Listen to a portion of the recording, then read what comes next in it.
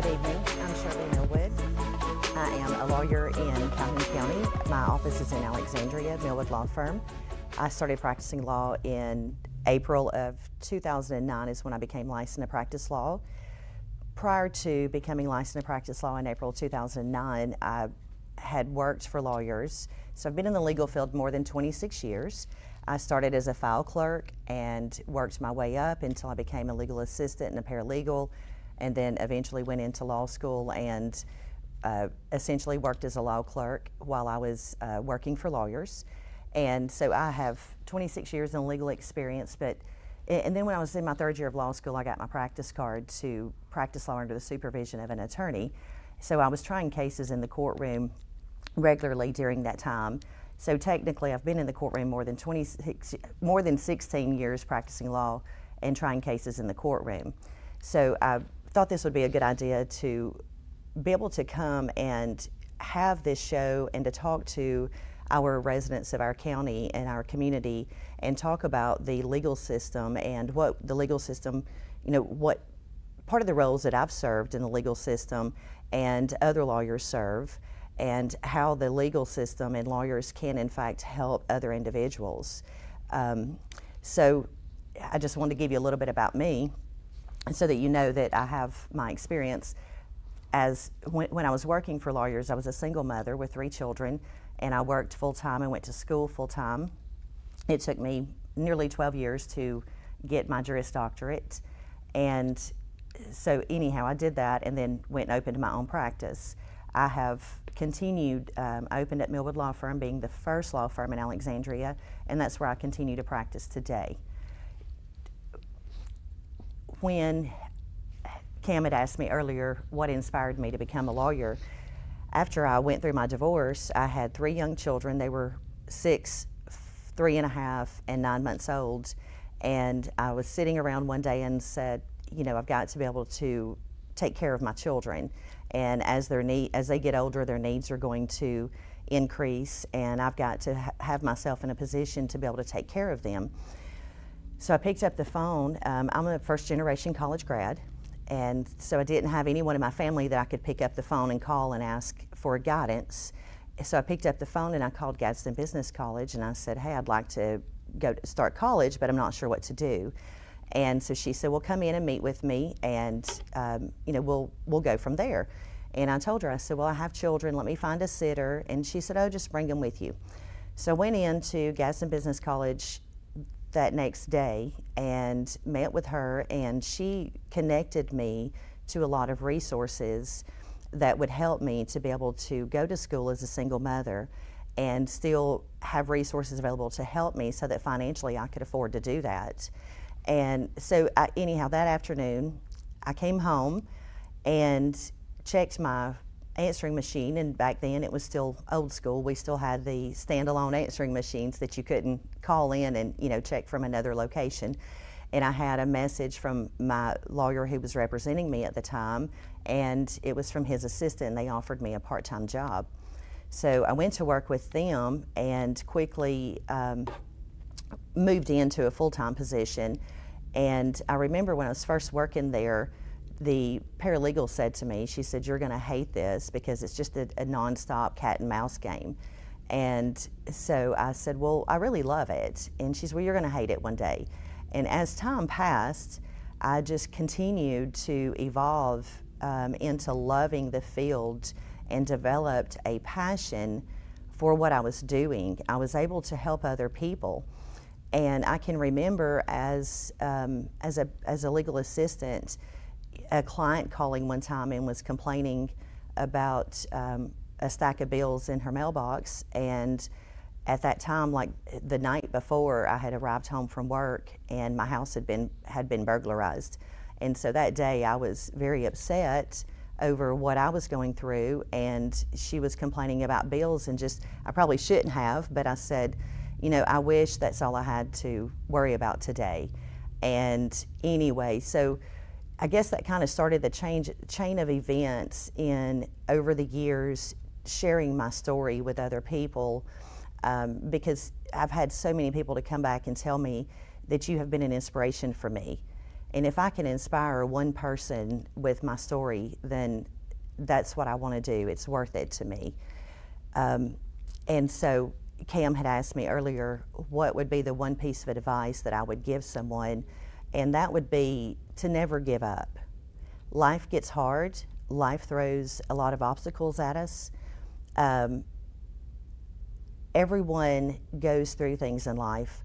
Sometimes what we go through are is not as bad as what other people go through. It might be worse than what other people go through, but we all go through things in life, and we have to respect what each person's going through, and we have to understand that we don't walk in their shoes, so we can't understand it completely.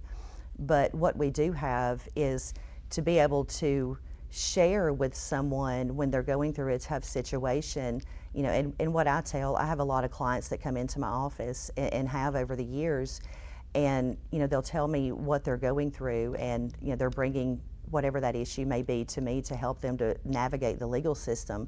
And when they come in, you know, most of the times, a lot of people feel like they're alone. They feel like no one else has ever gone through this before, and they just feel like it's only them that it's happening to. And because of my story and because of my journey in life and the things that I've gone through and overcome, generally I can relate to my clients in some form or fashion. And you know, and so I'll just be able to tell my clients that, hey, I can't tell you that I know exactly what you're going through, because each of us, our walks are different. But I went through a very, you know, I'm not walking in your shoes, but I went through a very similar situation. And you know, sometimes people don't want to hear it, but the majority of time people do want to, and they'll ask me, you know, well, tell me what happened to you, and or tell me how you handled this situation. And so then I start talking to them, and I'll just tell them how I handled it. And I know for me, so 5 years ago I lost my son, and it was because of other parents who have gone through situations such as mine, where they've lost a child and they've shared their stories. After I lost my son, there were a lot of things I didn't understand, and I was coming into a completely new journey in life, a new season of my life. So I started reading, and I started reading what other parents had shared about things, how they felt. You know, I went through a lot of grief fog. There were times I felt like I was losing my mind, and I was thinking at that time, like, you know, I really am losing my mind, and I don't know how to handle this. But thankfully, because other parents had shared their stories, and I was trying to educate myself, so I was reading their stories, I started understanding that the grief fog, the memory loss, the emotional disturbance, all those things that were going on were normal. And so over the years, being a lawyer and being able to have people who come to me to rely on my legal services that I can provide for them, and they have to tell me their story, they have to tell me what's going on, I have to know these things to adequately represent them, it has helped to just be able to share my story and to help them know that they're not in this alone, and that there are other people who have experienced. And if we can all learn from other people's experiences in life, it sure saves us a whole lot of heartache and mistakes and having to bounce back and start over. And so with that, excuse me. But anyway, so with that, it has allowed me to assist other people and to be able to relate to what they've gone through. I've handled family law cases, I've handled cases in probate court, I have filed appeals with the Court of Civil Appeals. I have represented, I have been a criminal defense lawyer in the past. I haven't done that in a long time. But where I've found my passion lies is in family law cases and in probate cases, where I get to advocate for children. I've spent the last 15 years of my time practicing law advocating for children. I have served as their guardian ad litem. Whenever DHR removes a child from a home, or whenever a non-parent petitions the court for custody of a child, the court must appoint a guardian ad litem. That's called a dependency case. And so a court is required to appoint a guardian ad litem to represent the child. Parents in a juvenile dependency case also can apply for a court-appointed lawyer in the event that they don't have the money to hire a lawyer.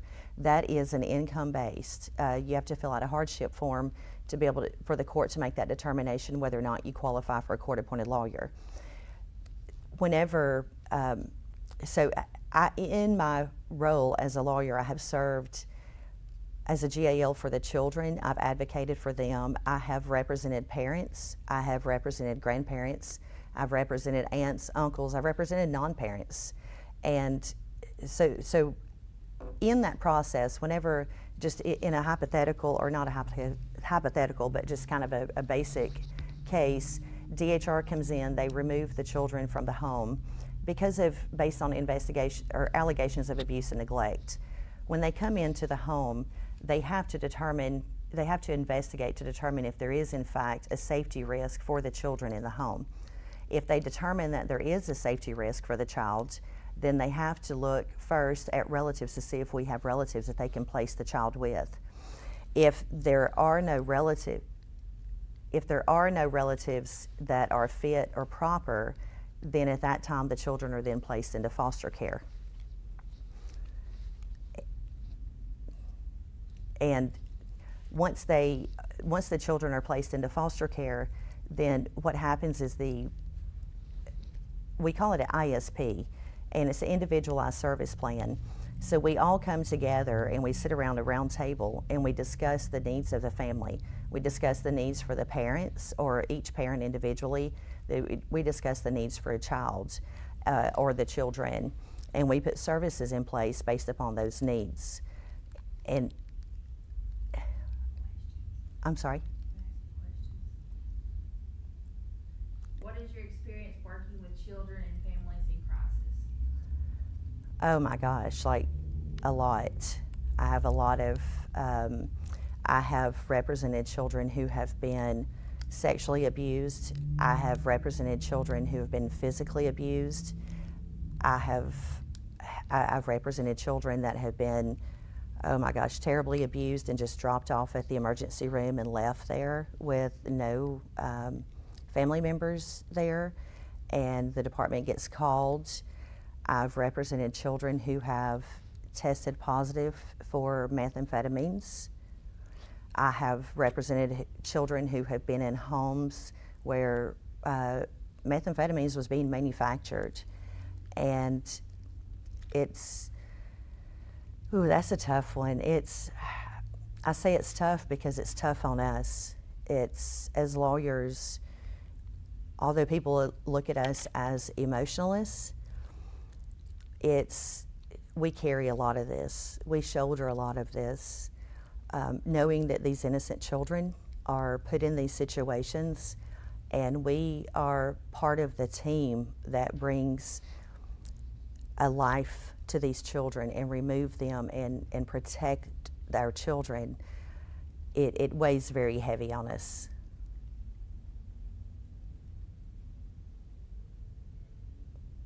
How do you handle difficult conversations with parents or guardians about their child's needs? Say that again. How do you handle difficult conversations with parents or guardians about their child's needs? I just tell them. Is that what somebody's asking? I mean, I didn't know if somebody was posting on there and asking. We're on break, right?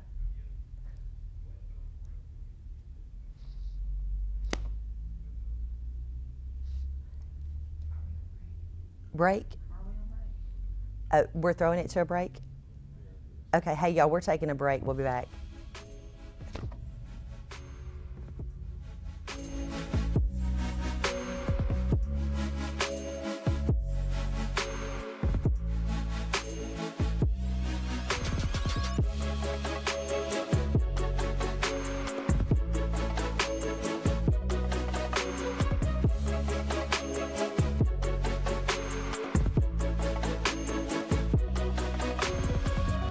there's a special place where overtime gives way to family time, where fast pace becomes a little slower lifestyle. At Campers Unlimited, we can help get you there, where your lake house, beach house, or tailgate headquarters can have the same address. We carry the top brands in America like Grand Design and Forest River. With a large selection, we're sure to have a floor plan that fits your needs. So when you're ready to disconnect in order to reconnect, take the easy drive to Campers Unlimited on Interstate 59 in Gadsden or shop us online at campersunlimited.net. The Coosa Valley, on the banks of the Coosa River in Gadsden, Alabama. Fishing, boating, and paddling, and home to Team One Chevrolet. Team One Chevy has been serving generations for years. Even the grandkids are grown. Come by and see why so many people come back to Team One Chevy in Gadsden. Home of the best people, the best service, period.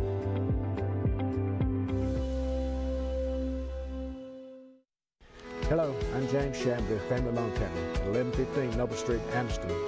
We also have 3 other locations: Family Loan of Oxford, 1225 East Snow Street, Oxford; Money Junction Finance at 1503A West Meagan Boulevard, Gadsden; and JCI Finance at 608 Gilbert's Ferry Road, Atala, Alabama. We understand the need honest people have to borrow money from time to time. At Family Loan Company, we'd love to say yes. Call or come by and see us today for the fast, confidential service that you so deserve. Weac Aviation is a premier paint shop that caters to airplane owners from all over the country. There are 175 projects on our 4-year wait list right now. I'm Jonathan McCormick, proud owner of Weac Aviation and a proud graduate of Gadsden State Community College. I got my start in auto collision repair technology. We have hired many skilled technicians who have come through that program. I give a lot of credit to Gadsden State. It's definitely where I earned my wings.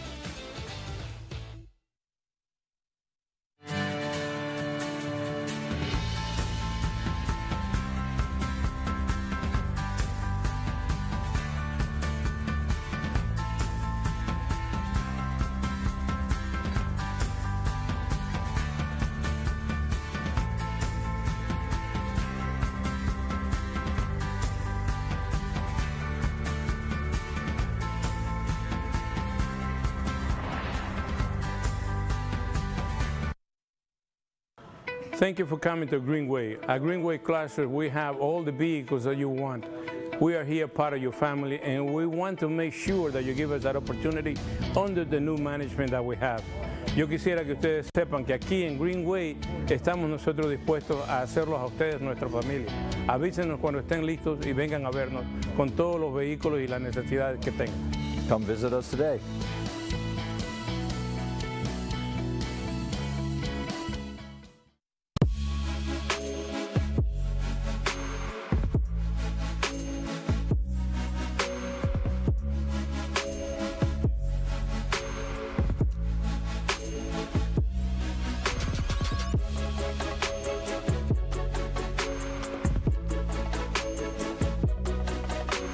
Welcome back.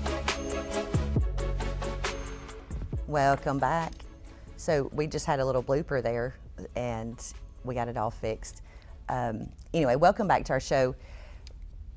In the coming weeks, if y'all would like to start submitting some questions in the coming weeks as we come on here every week and present this show to you, we'll be glad to answer some questions for you. I know a lot of you, just today alone, I'd had several people that reached out to me asking for legal advice.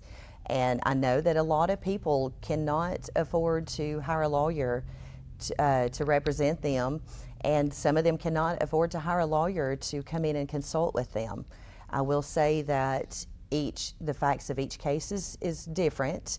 I can't always give you specific direction with your specific case just because there are always caveats to that, and it's always going to depend on the facts of every case. But if I can provide you with some guidance, at least to send you in the direction. You know, I had someone ask earlier, like, hey, I need to get a divorce, but I don't have I don't have much money, or are there resources available? And I was able to say, reach out to the Alabama State Bar Volunteer Lawyer Program. The Volunteer Lawyer Program is a program that was started by the State Bar. I can't even tell you how long ago it's been, but I do know that I participate in that. And as lawyers, that's part of our pro bono service. And so we are registered, a majority of us, a lot of us are registered with the Volunteer Lawyers Program. So if you reach out to the Volunteer Lawyers Program, the state bar, that section of the state bar, they will screen your case, and then based upon your case, they will reach out to lawyers who have signed up to be volunteers, and they'll ask those lawyers if they would be willing to take your case. As a member of the Volunteer Lawyers Program, we commit to handling a minimum of 2 cases per year. Sometimes we handle more cases than that, but we commit to handling 2 cases. So that is always a great resource if you're needing legal services and you don't have the funds to hire a lawyer. But anyhow, again, submit your questions. I'll be glad to give you some guidance in the best way that I can without knowing too much of all the details of your case. How do you assess a child's needs and develop an appropriate plan of action? So the question is, how do we assess a child's need and develop an appropriate plan of action? So whenever we're involved as a guardian, when we're representing children who have been removed from their parents or from their homes, sometimes it's not just parents' homes, it's their custodial's home, we have what's called an ISP, and I think I said that earlier. So we all sit around the table at the DHR building, generally is where we have these meetings, and we will discuss each party that is part of that case. And when I say a team, we have a DHR social worker, a lot of times the DHR supervisor, we have counselors, we have all sorts of service providers that come together, and then you have the parents and you have the attorneys for the parents and then the child's attorney. Generally in the beginning, what we do is we assess the situation and determine what needs what does each person need. So what does this mother need?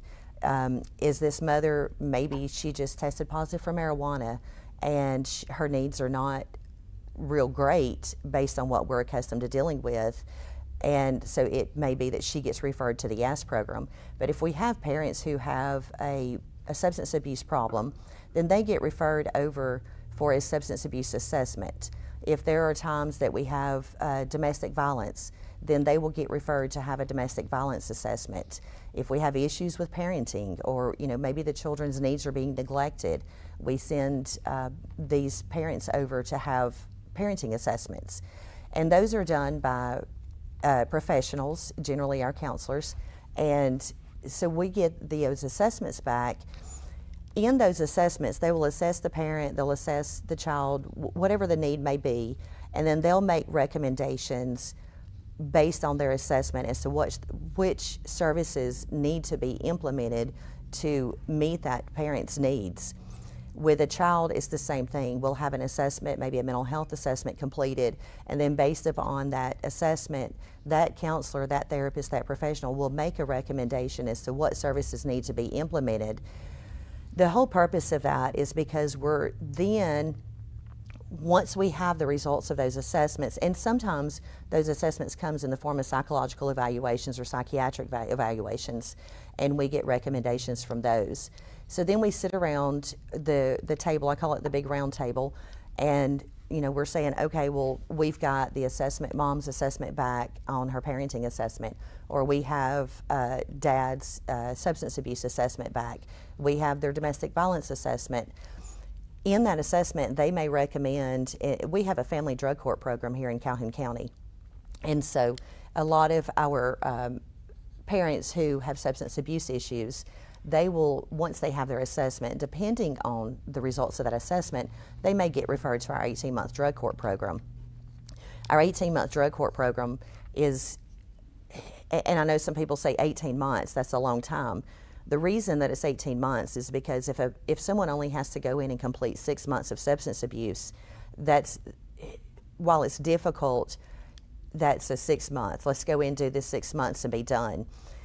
If it's 18 months, which is what it is, by the time you finish with that 18 months, that's a lifestyle change.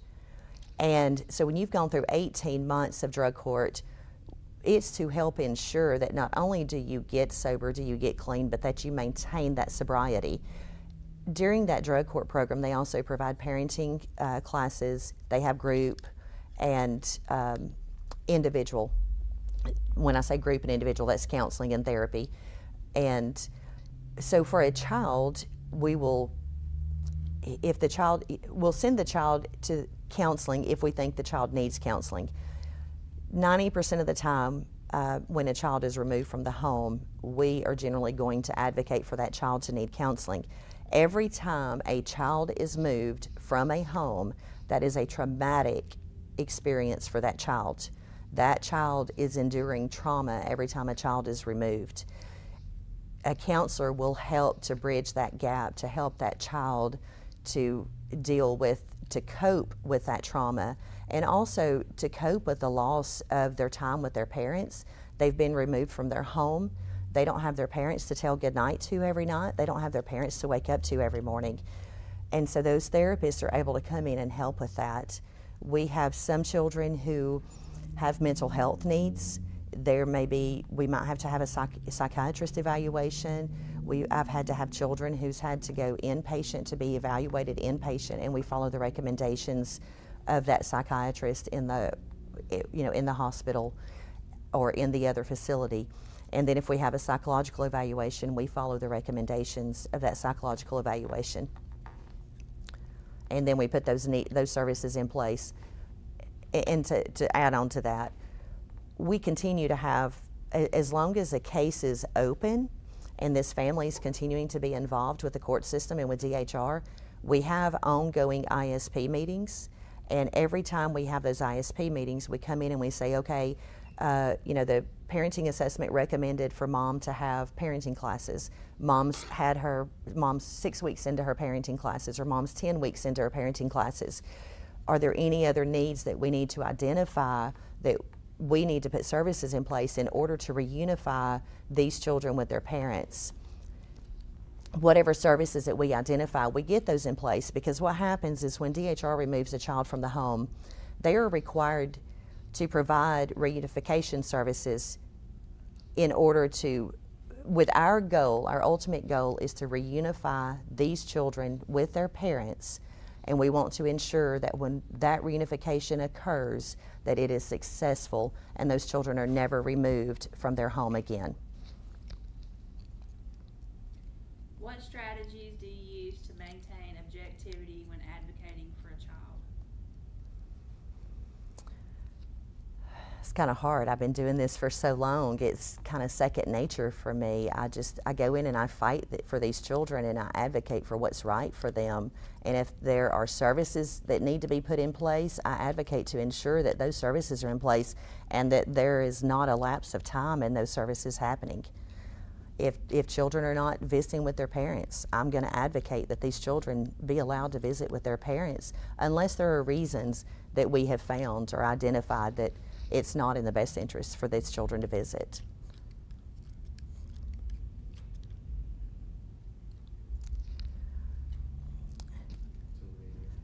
Yeah, we are, gosh, this time has flown by. I have so much to say, and I have so much that I just want to educate you all on. But this is it for tonight, and so next Tuesday I will be back here. If y'all have any questions, please send those. Do we send those to TV24? Do you post it on your Facebook?